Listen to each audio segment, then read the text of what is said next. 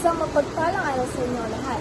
Ako ay si Janine Ariancy Asuncion mula sa Baitang Pito, Pangkat Einstein. Sa video ito, aking tatalakayin ang kahulugan ng salitang kolonyalismo at imperialismo, pati na rin ang pagkakatulong nito.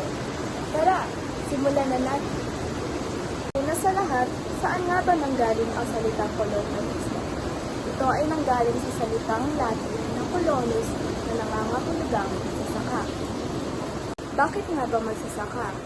Ito ay tinawag na magsasaka dahil ito ay isang patakaran na mamamahala ang isang malakas na bansa sa isang bansa upang makakuha ng likas na yaman.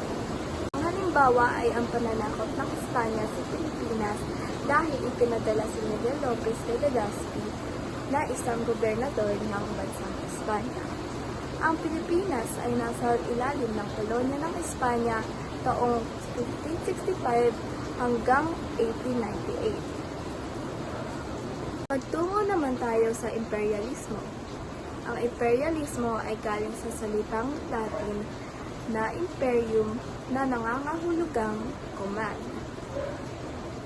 Ito ay ang pagiging dominante ng isang makapangyarihan at malakas na bansa sa isang mas mahinang bansa sa aspektong kultura, pangkabuhayan at pangpolitika.